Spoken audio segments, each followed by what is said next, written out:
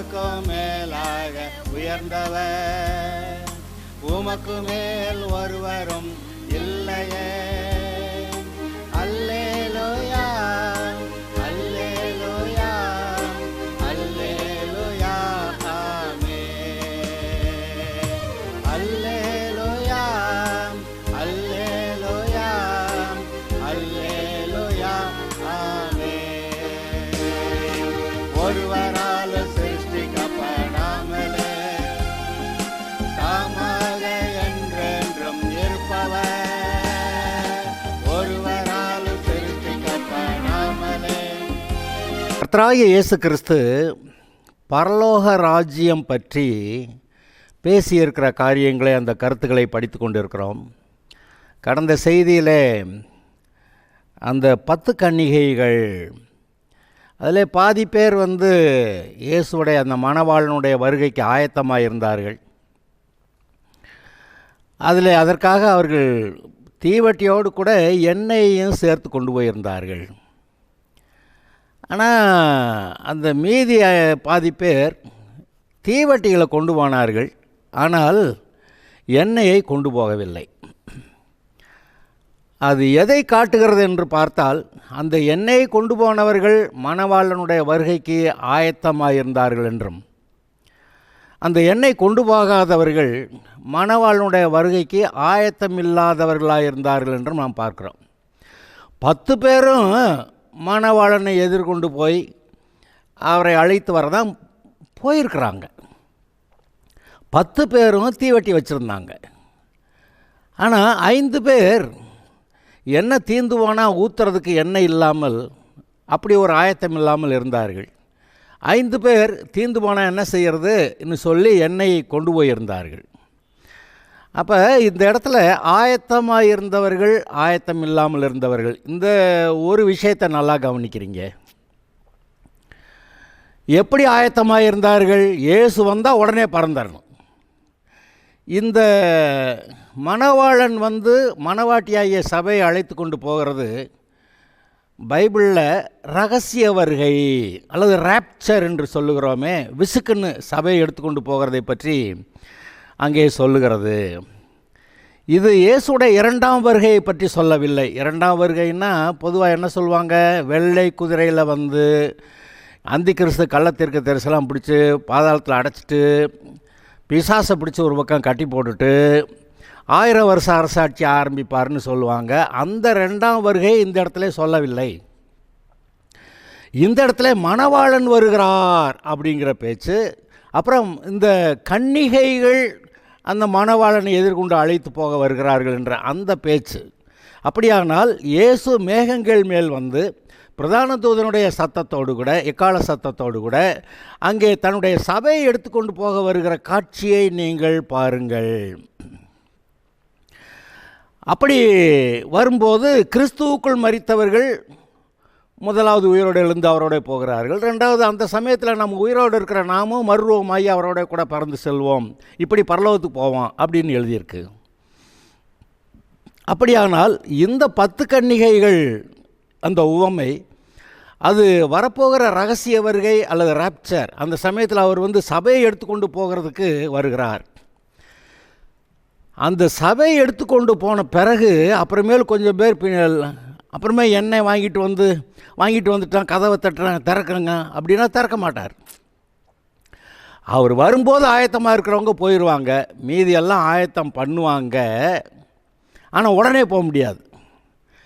அப்போ ரட்சிக்கப்பட்டு இருக்கிறவங்க ஆயத்தமாக இல்லை, சரி போனவங்க போயிட்டாங்க, மீதி இங்கே இருக்கிறோம். அந்த பரலோகம் போகாதவர்கள், அன்றைக்கு அந்த ரகசியவர்களே போகாதவர்கள், அவர்கள் இயேசுவை ஆண்டவராக ஏற்றுக்கொண்டவர்கள் தான். ஆனால் ஆயத்தமில்லை, போகவில்லை. நம்முடைய நிலைமை எப்படி இருக்கிறது? நாம் எப்போதுமே ஆயத்தமாக இருக்க வேண்டும் என்று தானே கர்த்தர் எதிர்பார்க்கிறார். எப்பொழுது கேட்டாலும், இப்போ விட்டால் பரலோகமா? எஸ். அப்படி நம்முடைய இருதயத்தை எப்பொழுதும் நன்றாக வைத்து கொள்ள வேண்டும். உன் இருதயத்தை எல்லா காவலோடும் காத்துக்கொள், ஏனென்றால் அதற்குள்ளிருந்து ஜீவ ஊற்று புறப்படும் என்று சொன்னார். நம்முடைய இருதயத்தை நான் சரியாக வைக்கிறது சுலபம். நம்முடைய இருதயத்தை ஐயோ இப்படி கஷ்டப்படணும், அப்படி சரி பண்ணணும், இப்படி சரி பண்ணணும். நீங்கள் ஒழுங்காக இருக்கிறதுன்னு தீர்மானிச்சிட்டா அப்புறம் என்ன அங்கே பாடு? கர்த்தருக்குள்ளே ஒழுங்காக இருக்கிறேன்னு தீர்மானிச்சிட்டா அப்புறம் என்னங்க அங்கே பாடு? இதை எப்படி ஒழுங்குபடுத்தணும், அதை அப்படி ஒழுங்குபடுத்தணும். அப்படி இருதயத்தை ஒழுங்குபடுத்தாதவங்களுக்கு தான் அது எப்படி படுத்துறது, இது எப்படி ஒழுங்குபடுத்துறது, அதெல்லாம் பெரிய பிரச்சனையாக இருக்கும். ஆனால் கர்த்தருக்குள்ளே நான் செவ்வையாக இருக்க தீர்மானிக்கிறேன் என்று சொன்னால் அவ்வளவுதான், அதோட பிரச்சனை முடிஞ்சது. அப்பொழுது நீங்கள் ஆயத்தமாக இருக்கிறீர்கள், இயேசுடைய வருகையிலே நீங்கள் அவரோடு கூட பறந்து செல்வீர்கள். ஆயத்தமாக இல்லாதவர்கள் எங்களுடைய இருதயங்களை இப்பொழுதே நீங்கள் ஆயத்தப்படுத்தி கொள்ளலாம். எந்த நிமிஷமும் இயேசுடைய வருகையிலே பறந்து செல்ல நான் ஆயத்தமாக இருக்கிறேன் என்று உங்களுடைய இருதயம் உங்களை பற்றி சொல்ல வேண்டும். நாங்கள் யாரோ சொல்கிறது இல்லைங்க. இப்போ நான் நீ ஆயத்தமாக இல்லை அப்படியெல்லாம் நான் சொல்கிறத பற்றி இல்லை. உங்களுடைய இருதயம் உங்களை பற்றி நீங்கள் ஆயத்தமாக இருக்கிறீர்களா என்று கேட்டால், எஸ், இந்த நிமிஷத்தில் நான் கர்த்தரோடு கூட பறந்து போக ஆயத்தமாக இருக்கிறேன், ஆமாம் அப்படி சொல்லணும். சரி, இப்பொழுது இதில் என்ன அவர் சொல்கிறாரு? மத்தேயு 25வது அதிகாரத்தில் 13வது வசனம், மனுஷகுமாரன் வரும் நாளையாவது நாழிகையாவது நீங்கள் அறியாதிருக்கிறபடியால் விழித்திருங்கள். மனுஷகுமாரன் வரும் நாழிகையாவது நாளையாவது நீங்கள் அறியாதிருக்கிறபடியால் விழித்திருங்கள். அவர் என்னைக்கு வருவார் சபை எடுத்துகிட்டு போக நமக்கு தெரியாது. நீங்கள் மார்க் சுவிசேஷம் வாசிச்சிங்கன்னா மார்க் 13 அவருடைய வருகை மனுஷகுமாரனுக்கும் தெரியாது அப்படின்னு இங்கே எழுதியிருக்கு. அது நமக்கு ஆச்சரியம்தான். அதாவது பிதாவுடைய ஆதீனத்தில் இருக்கிற காலங்களையும் வேலையையும் அறிகிறது உங்களுக்கு அடுத்ததல்ல அப்படின்னு சொல்லி தன்னுடைய சீஷர்கள்ட்ட சிலர்கிட்ட சொல்கிறார். பிதாவுடைய ஆதீனத்தில் அவருடைய பிளானில் இருக்கிற ரகசியமான காரியங்களை அறிகிறது அது உங்களுக்கு அடுத்த உங்களுக்கு சம்மந்தப்பட்டது அல்ல அப்படின்னு சொன்னார். அப்போன்னா அந்த மார்க் 13 கூட அவரே இயேசுவே எப்போ திரும்பி வருவார்னு அவருக்கே தெரியாதுன்னு சொல்லி முடிச்சுவிட்டார். அப்போ அந்த விஷயத்தில் கூட பிதாவானவருடைய ஆதீனத்தில் இருக்கக்கூடிய காரியங்களை அப்போதைக்கு இயேசுவுக்கு அவர் அறிவிக்கவில்லை. அப்படி தான் நான் உங்களுக்கு சொல்கிறேன். அதை வேணா அந்த ஒரு வசனத்தை வாசிக்கிறேன். மார்க் 13:31வது வசனத்திலிருந்து வாசிக்கிறேன். வானமும் பூமியும் ஒழிந்து போம், என் வார்த்தைகளோ ஒழிந்து போவதில்லை அப்படின்னு சொல்கிறவர் அடுத்த வசனத்தில் என்ன சொல்கிறாரு? அந்த நாளையும் அந்த நாழிகையும் பிதா ஒருவர் தவிர மற்றொருவனும் அறியான், பரலோகத்தில் உள்ள தூதர்களும் அறியார்கள், குமாரனும் அறியார். என்னது? பரலோகத்தில் இருக்க தூதர்கள் அறியாட்டி பரவாயில்ல, மற்ற யாருக்கும் தெரியாட்டி பரவாயில்ல, ஆனால் குமாரனுக்கும் தெரியாதுன்னா அப்போ அந்த இயேசுடைய ரகசிய வருகையின் அந்த நாழிகை அது கர்த்தருடைய ஆதீனத்தில் அது ஒரு ரகசியமாய் வைக்கப்பட்டிருக்கிறது. கர்த்தருடைய ரகசியங்கள்னு சொல்லி அநேக காரியங்களை நம்ம வாசிக்கிறோம். உதாரணமாக எபேசியர் 1வது அதிகாரம் 9வது 10வது வசனத்தில்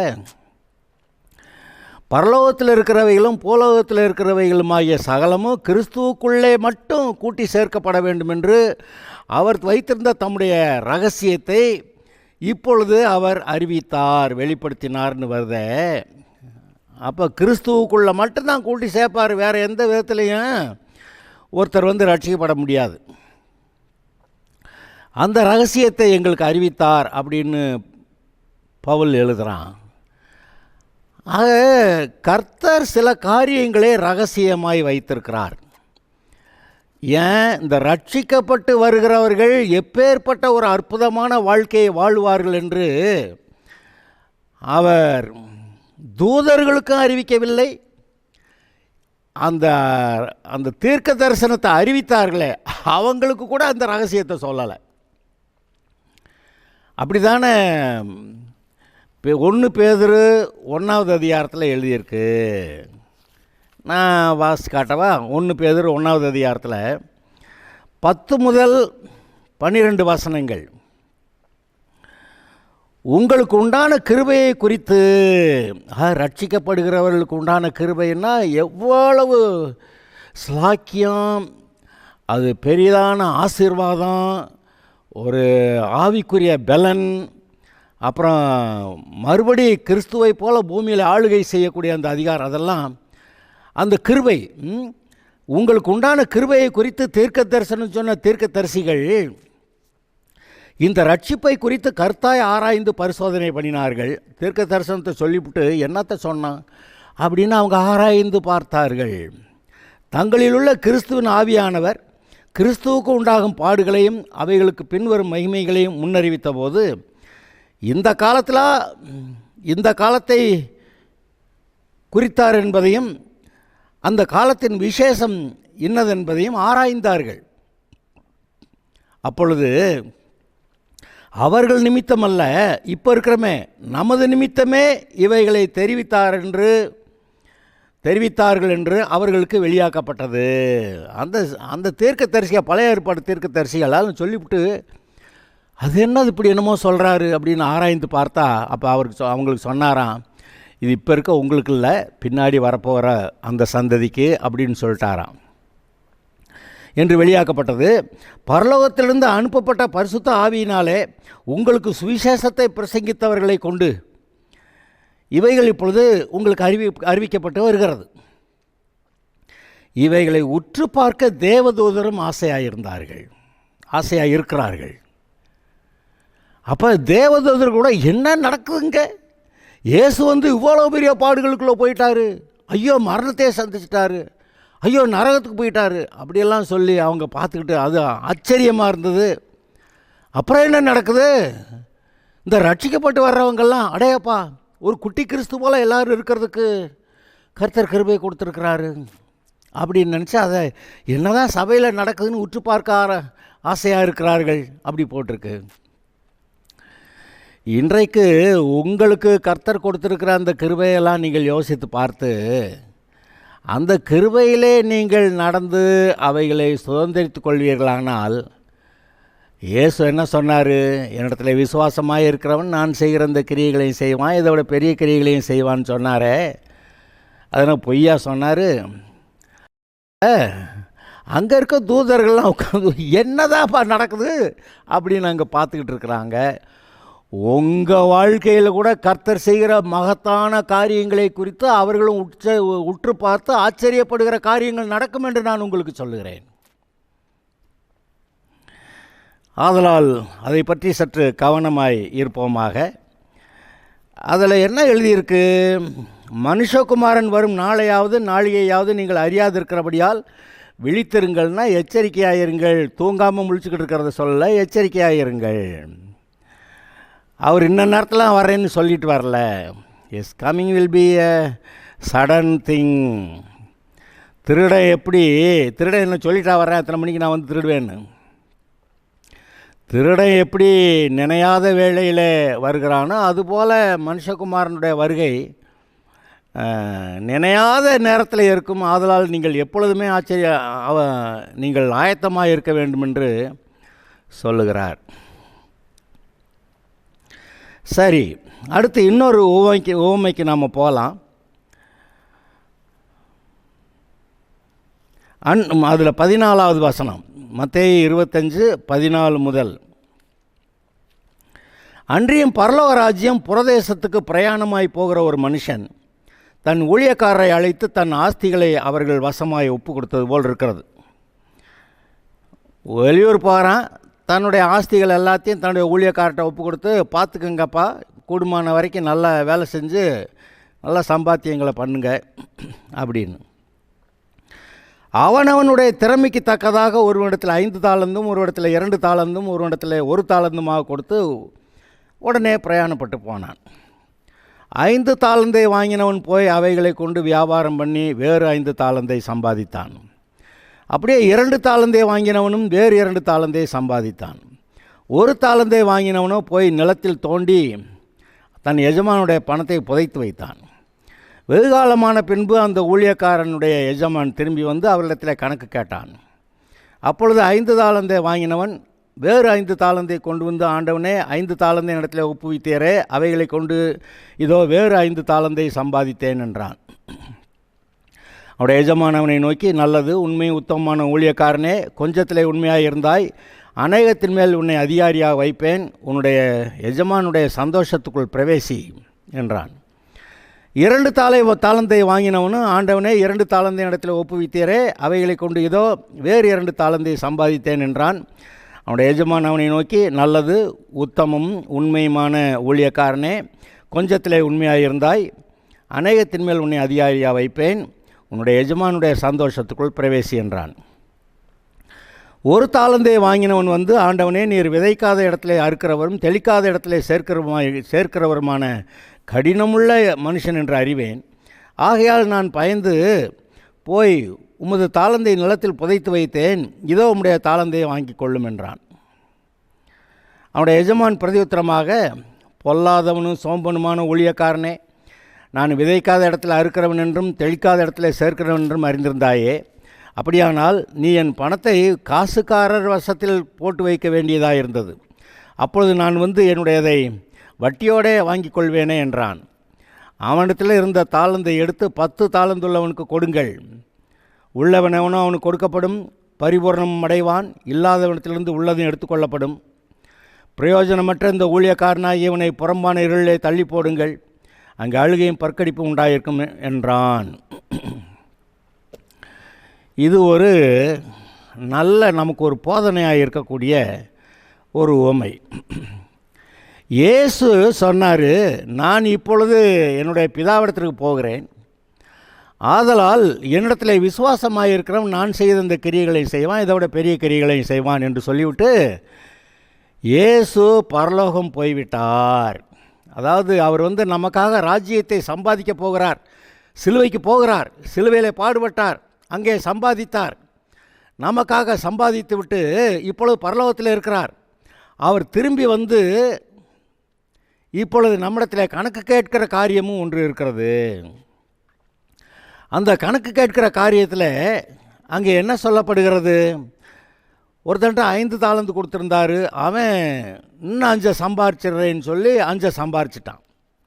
2 தாளந்து வாங்கினவன் இன்னும் நம்ம 2 தாளந்து சம்பாரிச்சிடலான்னு சொல்லி 2 தாளந்து சம்பாரிச்சிட்டான். அப்போ கணக்கு கேட்டபோது அவர்கள் சொல்லிட்டாங்க, ஐயா நீங்கள் 5 தாளந்து கொடுத்தீங்க, நான் 5 சம்பாரித்தேன், இந்தா பிடிங்க அப்படின்னு. அந்த 2 தாளந்து வாங்கினவன், ஐயா நீங்கள் என்கிட்ட 2 தாளந்து கொடுத்தீங்க, நான் 2 தாளந்து சம்பாதிச்சேன், இந்தா பிடிங்கன்னு. அந்த 2 பேர்கிட்டையும் கர்த்தர் என்ன, அந்த எஜமான் என்ன சொன்னான்?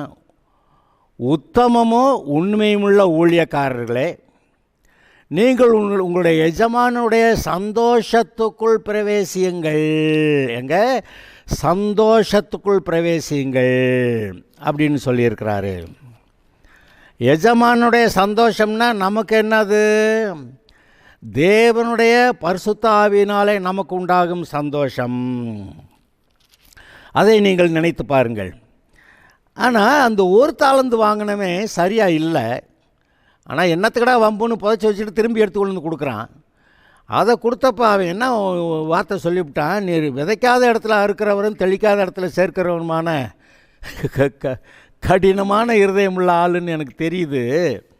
அதனால் இந்த பத்திரமா புதைச்சி வச்சுருந்தேன், இந்த எடுத்துகிட்டு வந்துட்டேன், இந்த பிடிச்சிக்கோங்க அப்படின்னு கொடுக்குறான்.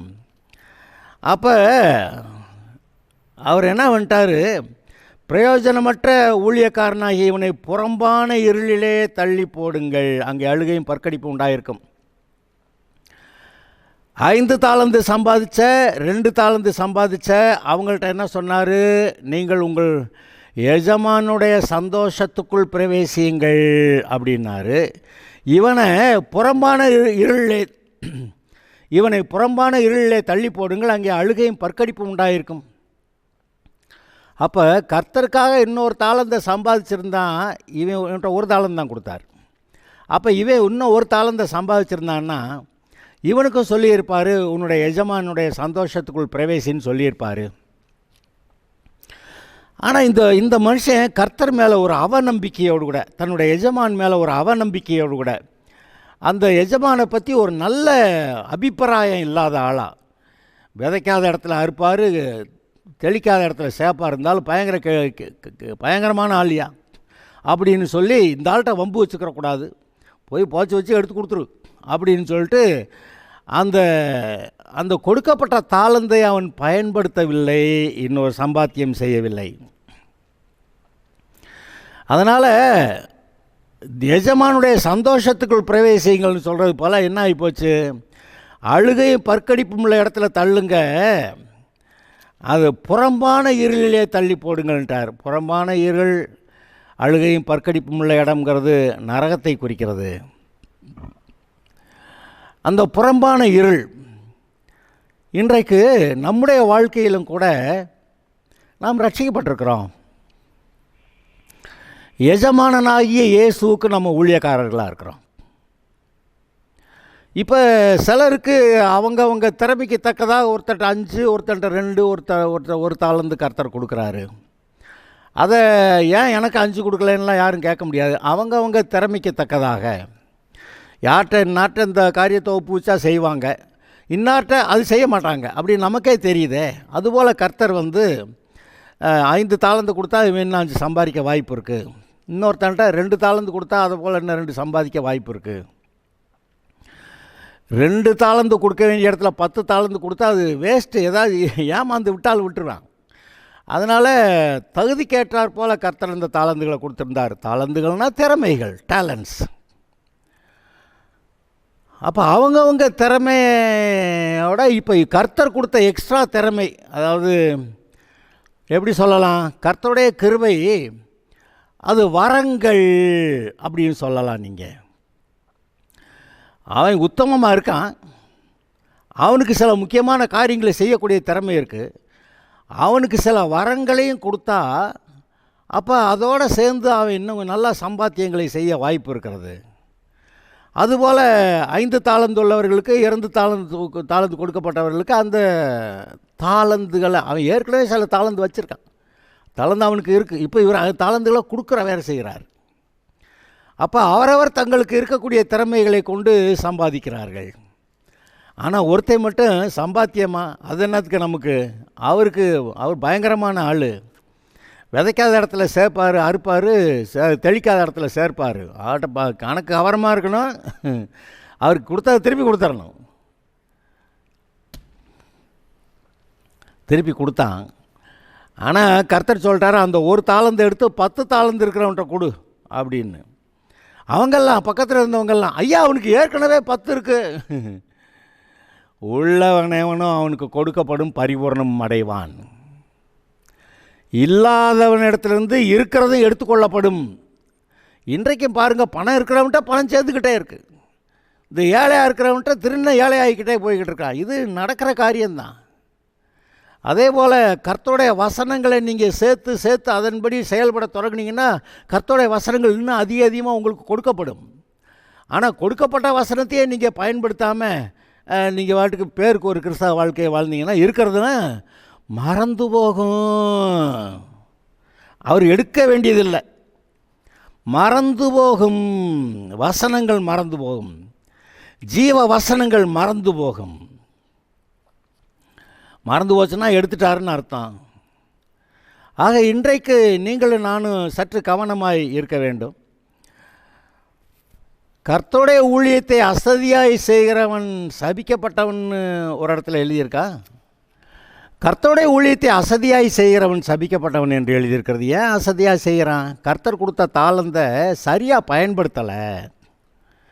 கர்த்தர் கொடுத்த தாளந்தை சரியாக பயன்படுத்தாமல் இருந்தால் அவனை சபிக்கப்பட்டவன். ஏன் சபிக்கப்பட்டவன்? அவன் கர்த்தருடைய காரியமாக வேலை செய்யாமல் பிசாசு கொடுக்குற அந்த சோம்பல் மூலமாக ஒரு வேலையும் செய்யாமல் இருக்கான். பொல்லாதவனும் சோம்பனுமான ஊழியக்காரனை பற்றி அந்த ஒரு தாளந்து வாங்கினவனை பற்றி சொன்னார். அவன் என்ன சொன்னார்? பொல்லாதவனும் சோம்பலுமான.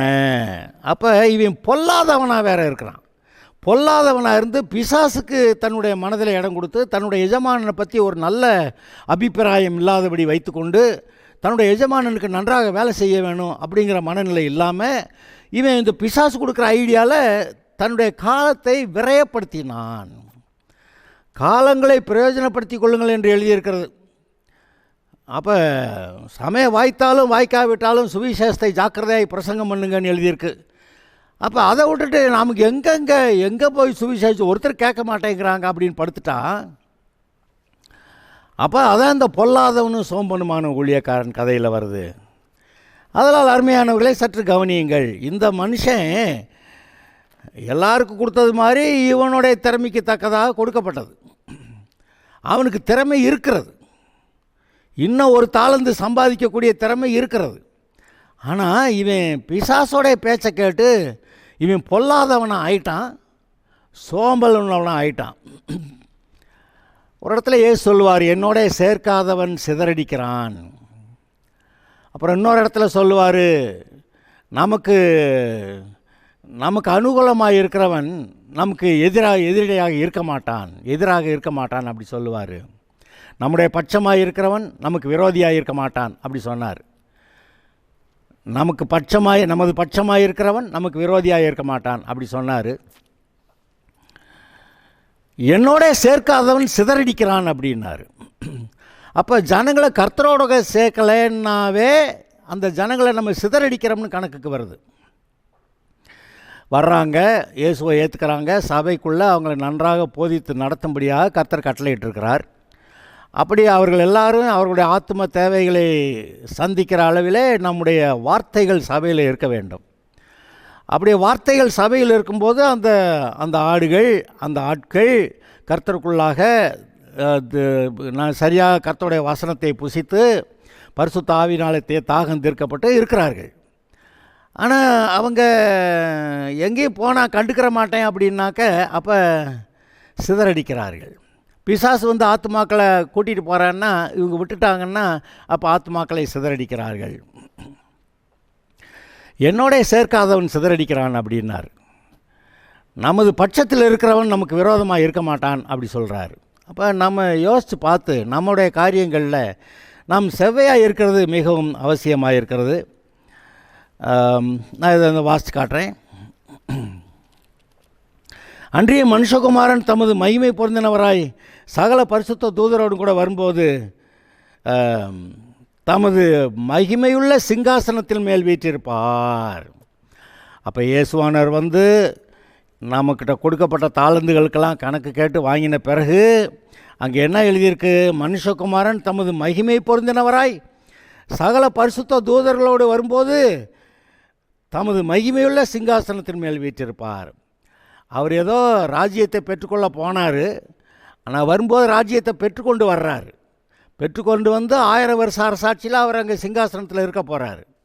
நாம் இதெல்லாம் உணர்ந்த நாம் இந்த காலங்களிலே இப்பொழுது நாம் கேள்விப்படுகிற இந்த வார்த்தையின்படி நாம் கர்த்தருக்குள்ளே நம்முடைய வாழ்க்கையை சீர்படுத்தி நமக்கு கொடுத்துருக்கிற தாளந்துகளை கொண்டு இன்னும் சில தாளந்துகளை சம்பாதிக்க, அல்ல இன்னும் கொஞ்சம் ஆத்துமாக்களை ஆதாயம் பண்ண, இன்னும் கொஞ்சம் பேருக்கு சுவிசேஷத்தை அறிவிக்க கர்த்தர் நம்ம எந்த அளவுக்கு பலப்படுத்துகிறாரோ அந்த அளவுக்கு நாம் போய் அந்தந்த ஊழியங்களை செய்ய ஆயத்தமாக இருப்போமாக.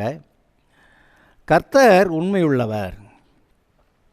நான் மறுபடியும் உங்களுக்கு சொல்கிறேன், தேவன் நேரடியாக போய் ஆத்மாதாயம் பண்ணலை. நீங்களும் கர்த்தருடைய பலன் இல்லாமல் போய் ஆத்மாதாயம் பண்ண முடியாது. ஒரு மயிரை கூட கருப்பாக வெள்ளையாக நம்மளால் மாற்ற முடியாது. ஆனால் அவர் நம்மோடு கூட இருந்து உனக்கு தாளந்துகளை தருகிறேன், இந்த தாளந்துகளை தந்திருக்கேன், போய் கொஞ்சம் சம்பாதின்னு சொன்னால் கொடுக்கப்பட்ட தாளந்துகளை பயன்படுத்தி அந்த பலனை பயன்படுத்தி நாம் ஆத்துமாக்களை ஆதாயம் பண்ண வேண்டும். அப்படி ஆத்துமாக்களை ஆதாயம் பண்ணாத ஆளை பற்றி தான் சொல்கிறாரு, பொல்லாதவனும் சோம்பனுமான ஊழியக்காரனே. இங்கே நமக்கு பொதுவாக சோம்பலாக இருக்கிற ஊழியக்காரரை பார்க்கலாம், ஆனால் அவனை பொல்லாதவன்னு கர்த்தர் சொல்லிடுவாரோ? கர்த்தருடைய காரியத்தை ஒரு ஆசையோடு செய்யாதவன் அவன் சபிக்கப்பட்டவன். ஆமாம், அதை நம்ம யோசித்து பார்ப்போம். நம்முடைய வாழ்க்கையை ஒழுங்குபடுத்துவோம். கர்த்தர் நமக்கு என்ன தாளந்துகளை கொடுத்திருக்கிறார், இதை கொண்டு நாம் என்ன செய்ய வேண்டும் என்று நம்முடைய உள்ளத்தில் பேசுகிறார். நாம் கர்த்தருக்கேற்ற விதத்தில் உத்தமமாய் முன்னேறுவோமாக. அப்பொழுது அவர் கொடுத்த தாளந்துகளுக்கு மேலாக நாம் அதிகமாய் சம்பாதித்து கர்த்தருக்கு முன்பாக உண்மையாக இருந்து நாம் சம்பாதிக்கிறதுனால அதுக்கேற்றாப்புல நமக்கு அங்கே வெகுமதி, அங்கே சந்தோஷங்கள்னு சொல்லியிருக்கிறார் அல்லவா? அந்த சந்தோஷங்களுக்குள்ளே நாம் பிரவேசிப்போமாக. Okay, god bless you.